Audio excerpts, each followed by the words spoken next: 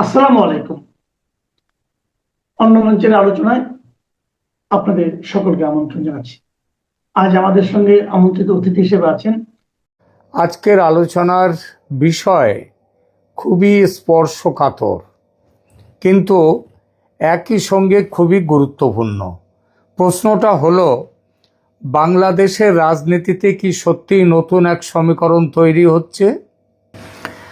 আওয়ামী লীগের দীর্ঘদিনের ভারত ঘনিষ্ঠ ইমেজের বিপরীতে এখন কি বিএনপি ভারতের ক্ষমতাসীন দল বিজেপির সঙ্গে নতুন ধরনের সম্পর্ক গড়ার পথে হাঁটছে?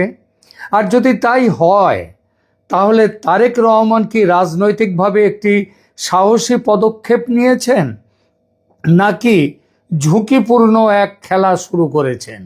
এই আলোচনা করতে গেলে শুরুতে সম্পর্ককে বেশি করে ব্যাখ্যা করা হয় ঐতিহাসিক ঘনিষ্ঠতা, স্বাধীনতা যুদ্ধের একটা স্মৃতি এবং এইগুলো নিয়েই করা হয়।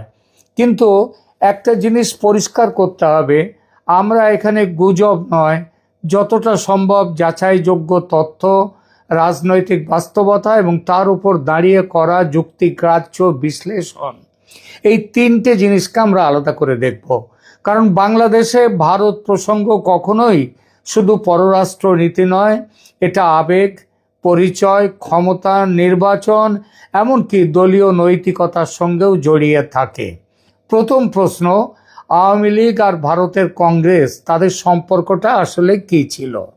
সাধারণভাবে আমাদের রাজনৈতিক আলাপচারিতায় বলা হয় আওয়ামী লীগের সঙ্গে কংগ্রেসের একটা দলীয় মেলবন্ধন ছিল, কিন্তু প্রকাশ্য তথ্যের ভিত্তিতে দেখলে বিষয়টা অন্যরকম লাগে।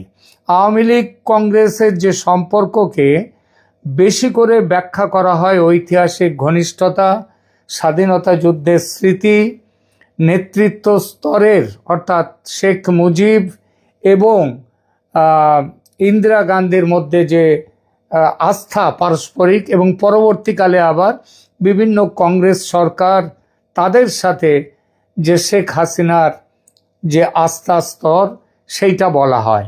এছাড়া রাষ্ট্রীয় যে বোঝাপড়ার ধারাবাহিকতা হিসেবে এই সম্পর্ককে দেখা হয় প্রকাশ্য কাঠামোবদ্ধ ধারাবাহিকতা হিসেবে এর প্রকাশ। আনুষ্ঠানিক পার্টি টু পার্টি জোটের স্পষ্ট কোনো প্রমাণ সামনে নেই। অর্থাৎ আওয়ামী লীগ ও কংগ্রেসের সম্পর্ক ছিল, কিন্তু সেটা দুই দলের মধ্যে দলীয় চ্যানেল না হয়ে বেশি ছিল রাজনৈতিক বিশ্বাস, নেতৃত্বের যোগাযোগ এবং দুই রাষ্ট্রের কৌশলগত বোঝাপড়ার জায়গা। এই জায়গা থেকেই আমাদের আলোচ্য প্রসঙ্গটি গুরুত্বপূর্ণ হয়ে ওঠে। যদি বিএনপি এখন সরাসরি বিজেপির সঙ্গে দলীয় সম্পর্কের পথ খোলে, তাহলে সেটা আগের চেয়ে ভিন্ন এবং অনেক দিক দিয়ে বেশি স্পষ্ট একটি পদক্ষেপ, যা ভারতের কোনো রাজনৈতিক দলের সঙ্গে বাংলাদেশের কোনো রাজনৈতিক দলের এতকাল ছিল না। এখন আসি সাম্প্রতিক ঘটনায়। যে তথ্যটি এখন সবচেয়ে বেশি আলোচিত সেটি হলো তারেক রহমানের পক্ষ থেকে, মানে তারেক রহমান তার দলের সভাপতি হিসেবে বিজেপির জাতীয় সভাপতি নীতিন নবীনের কাছে একটি চিঠি পাঠিয়েছেন এবং বিএনপির হুমায়ুন কবির সেটি পৌঁছে দিয়েছেন নীতিন নবীন, ভারতের যে প্রধান বিজেপির, তার কাছে। শুধু বাংলাদেশি সংবাদ মাধ্যম নয়, বিজেপির আন্তর্জাতিক শাখার প্রধান যিনি বিজয় চৌথাই ওয়াল, তিনি তার প্রকাশ্য পোস্টে এই যোগাযোগের কথা নিশ্চিত করেছেন, বলেছেন। এখানে সবচেয়ে গুরুত্বপূর্ণ বিষয় হলো, এটি রাষ্ট্রীয় কূটনীতির ভাষা নয়, এটি দলীয় যোগাযোগের ভাষা। মানে গভর্নমেন্ট টু গভর্নমেন্ট সম্পর্কের বাইরে পার্টি টু পার্টি সম্পর্কের একটি আলাদা রাস্তা খোলার চেষ্টা। বাংলাদেশের বড় রাজনৈতিক দলগুলোর ইতিহাসে এই ধরনের প্রকাশ্য পার্টি টু পার্টি যোগাযোগ এর আগে দেখা যায়নি বলেই ঘটনাটি আলাদা গুরুত্ব পাচ্ছে। একমাত্র কিছুটা হচ্ছে জামাতের সঙ্গে পাকিস্তানের জামায়াতে ইসলামীর একটা সম্পর্কের কথা। কিন্তু মনে রাখতে হবে, জামাত যেমন বাংলাদেশের প্রধান রাজনৈতিক দল নয়, তেমনি জামায়াতে ইসলামী পাকিস্তানেও সেখানকার কোনো প্রধান রাজনৈতিক দল নয়। তবে পাকিস্তানের রাজনীতিতে জামাতের অবস্থান মোটেই গুরুত্বপূর্ণ নয়, আর বাংলাদেশের রাজনীতিতে বর্তমানে জামায়াতের অবস্থান গুরুত্বপূর্ণ হয়তো হয়েছে। আজ যদি একই বিএনপি ভারতের ক্ষমতাসীন দল বিজেপির সঙ্গে সম্পর্ক গড়ার চেষ্টা করে, তাহলে বিরোধীরা বলতেই পারে এটা কি নীতির পরিবর্তন, না কি শুধু ক্ষমতায় টিকে থাকার অঙ্ক। এখানেই তারেক রহমানের সামনে সবচেয়ে বড় রাজনৈতিক চ্যালেঞ্জ। তিনি যদি এই সম্পর্ককে এমনভাবে উপস্থাপন করতে পারেন যে এটি বাংলাদেশের স্বার্থে সমমর্যাদার ভিত্তিতে বাস্তব সমস্যার সমাধানের জন্য, তাহলে মানুষ এটিকে বাস্তববাদী পদক্ষেপ হিসেবে দেখতেও পারে। কিন্তু যদি জনমনে এমন ধারণা তৈরি হয় যে তিনি শুধু দিল্লির কাছে গ্রহণযোগ্যতা পাওয়ার জন্যেই এই সম্পর্ক তৈরি করছেন, তাহলে এই ব্যবস্থায় যেটা করলেন সেটা তার জন্যে বুমেরাং হয়ে যেতে পারে। আরেকটি গুরুত্বপূর্ণ দিক হলো বিজেপির ইমেজ। বাংলাদেশে ভারতের সঙ্গে কাজ করা আর বিজেপির সঙ্গে ঘনিষ্ঠ হওয়া, এই দুটোকে মানুষ এক জিনিস হিসেবে দেখে না। কারণ বিজেপির সঙ্গে হিন্দুত্ববাদ, মুসলিম বিরোধী রাজনীতির অভিযোগ এবং সংখ্যালঘু প্রসঙ্গের তীব্র প্রচার রয়েছে, যা বাংলাদেশের সাধারণ জনগণের কাছে একটি অতিরিক্ত সংবেদনশীলতা তৈরি করে। যদিও একটু তলিয়ে দেখলে দেখা যাবে বিজেপি নিঃসন্দেহে হিন্দুত্ববাদী দল, কিন্তু সেই হিন্দুত্ববাদ যদি মুসলিমদের ভয়ের কারণ না হয়, যদি মুসলিমদের কোনো অসুবিধার সৃষ্টি না করে, তাহলে কার কি ক্ষতি? ভারতের জাতীয় কংগ্রেস দল নিজেকে ধর্মনিরপেক্ষ বলে, কিন্তু বাস্তবতা হলো কংগ্রেসের রাজনীতি মুসলিম তোষণের রাজনীতি। বিজেপির রাজনীতি তা নয়। বিজেপির রাজনীতির প্রথম কথাই হলো justice for all, appeasement two নান, মানে কাউকে তোষণ করা নয়, ভোটের জন্য তোষণ করা নয়, সবাইকে সমভাবে দেখা। কেন্দ্রে বিজেপির 15 বছরের শাসনে মুসলিম দমন পীড়নের একটাও অভিযোগ নেই। কংগ্রেস আমলে যখন বিজেপির জন্ম হয়নি, ভারতের সব প্রদেশে হিন্দু মুসলিম দাঙ্গা হতো, আজ হয় না। বিজেপি হিন্দুত্ববাদী দল হয়ে যদি মুসলিমদের নাগরিক অধিকার সুনিশ্চিত করতে পারে, যদি সংবিধানগত অধিকার দিতে পারে, তবে একটি ইসলামী আদর্শের দল হয়ে বিএনপিও চাইলে বাংলাদেশে সংখ্যালঘুদের জীবন ও জীবিকার নিরাপত্তা দিতে কেন পারবে না? পারতেই পারে। বিজেপি বিএনপির দলীয় মেলবন্ধন হলে এই সম্ভাবনাটা কিন্তু সত্যি হয়ে উঠতে পারে। তবু অপপ্রচারের তো একটা জোর থাকে। তারেক রহমানের যে কোনো বিজেপি সংযোগকে বিরোধীরা শুধু কূটনীতি হিসেবে নয়, আদর্শগত প্রশ্ন হিসেবেও তুলতে চাইবে। বিএনপিকে তার জন্যে জনসংযোগ যাত্রা ও প্রচারের মাধ্যমে মানুষকে বোঝাতে হবে। এই বোঝাবার কাজটা কিন্তু পূর্ববর্তী আওয়ামী লীগ সরকারের আমলে হয়নি। এখন অনেকেই বলছেন তারেক রহমান নতুন পথে হাঁটছেন। এই কথার মধ্যে সত্যি অবশ্যই আছে, কারণ আগে বিএনপি ভারতের সঙ্গে সম্পর্ক রাখতে চাইতো বটে, কিন্তু এখনকার মতো এত স্পষ্টভাবে ভারতের ক্ষমতাসীন দলের সঙ্গে দলীয় লাইনে যোগাযোগের ঘটনা প্রকাশ্যে আসেনি।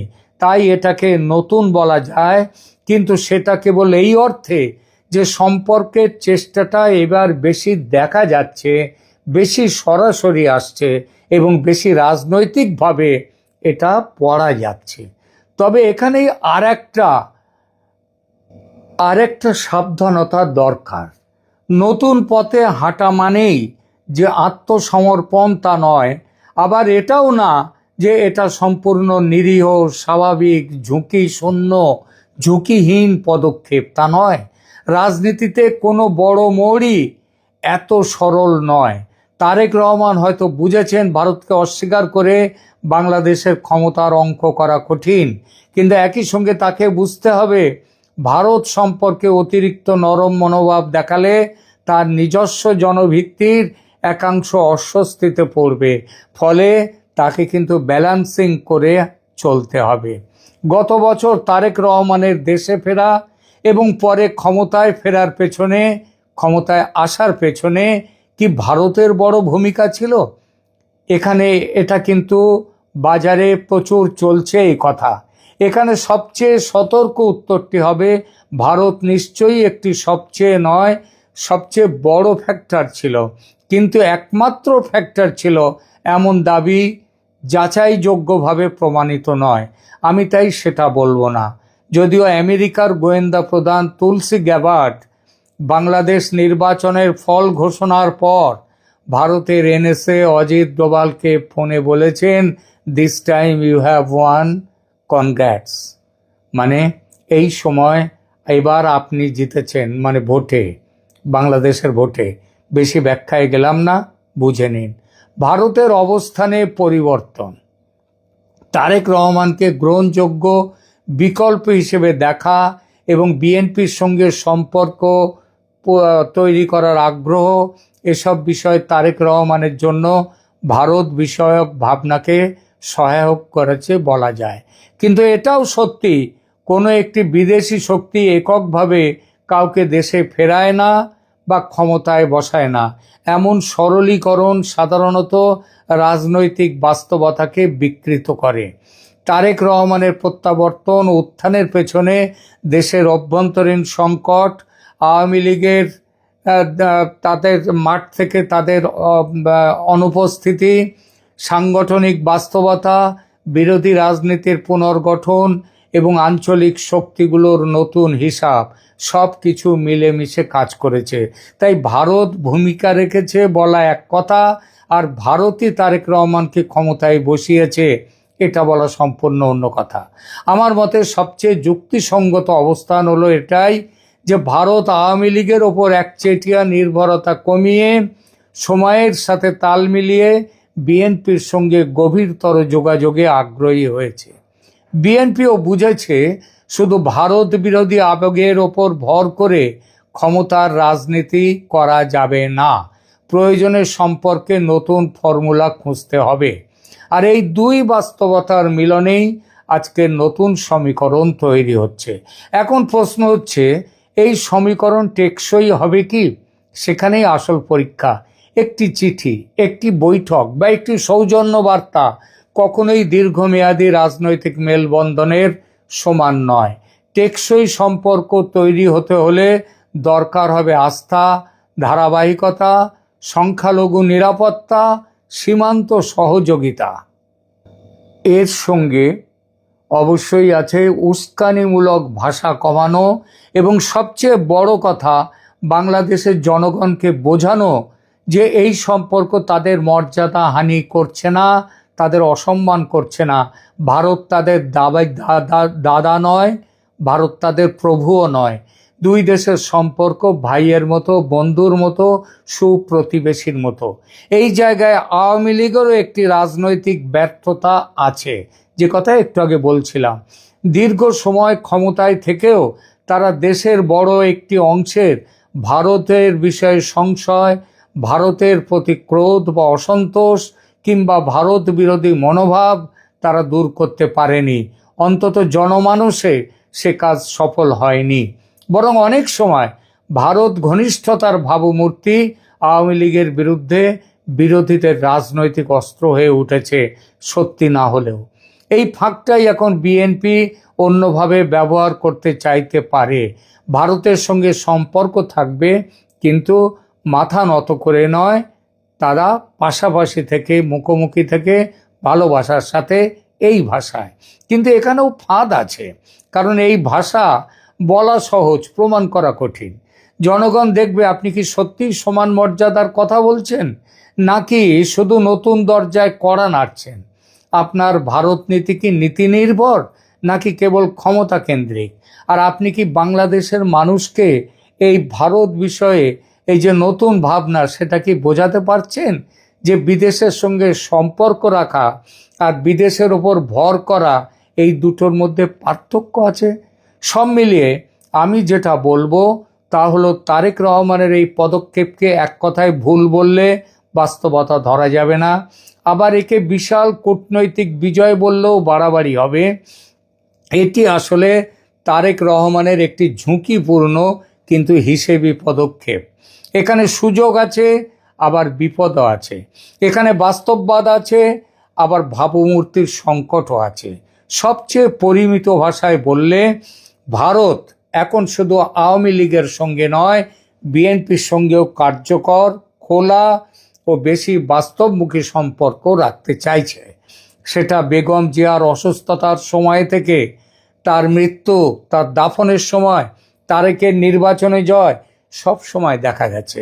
আর তারেক রহমানও মনে হচ্ছে বুঝতে পেরেছেন, ক্ষমতার নতুন রাজনীতিতে শুধু আবেগ নয়, দরকার কার্যকর যোগাযোগেরও। তবে এই নতুন পথ শেষ পর্যন্ত সাফল্যে যাবে নাকি সন্দেহ ও দ্বিচারিতার অভিযোগে আটকে যাবে, সেটা নির্ভর করবে তারেক রহমান জনগণের সামনে কি ভাষা ব্যবহার করেন, কি শর্তে ভারতের সঙ্গে সম্পর্ক গড়েন এবং কতটা স্বচ্ছতা বজায় রেখে মানুষকে বোঝাতে পারেন। আজকের এপিসোডে আমি তাই একটা কথাই বলে যেতে চাই, বাংলাদেশের রাজনীতিতে ভারত প্রশ্ন এখন আর সাদা কালো নয়। এখানে কেউ পুরোপুরি ভারতপন্থী নয়, কেউ পুরোপুরি ভারত বিরোধীও নয়, বরং সবাই এখন নতুন করে হিসেব করছে। আর সেই হিসেবের কেন্দ্রে আজ খুব স্পষ্টভাবেই উঠে এসেছে তারেক রহমান, বিএনপি এবং বিজেপির সঙ্গে সম্ভাব্য নতুন যোগাযোগের রাজনীতি। প্রিয় দর্শক, আপনার কাছে প্রশ্ন রেখে শেষ করছি, এটি কি বাংলাদেশের জন্য বাস্তববাদী নতুন কূটনীতি নাকি নীতিগত এক বড় মোড়? আর আপনি কি মনে করেন ভারত বিরোধী জনমতের ভেতর দাঁড়িয়ে এই পথ ধরে বিএনপি কি সফল হতে পারবে তাদের দুদেশের সম্পর্কের উন্নয়নে? কেমন লাগলো আমাদের এই আজকের বিশ্লেষণ?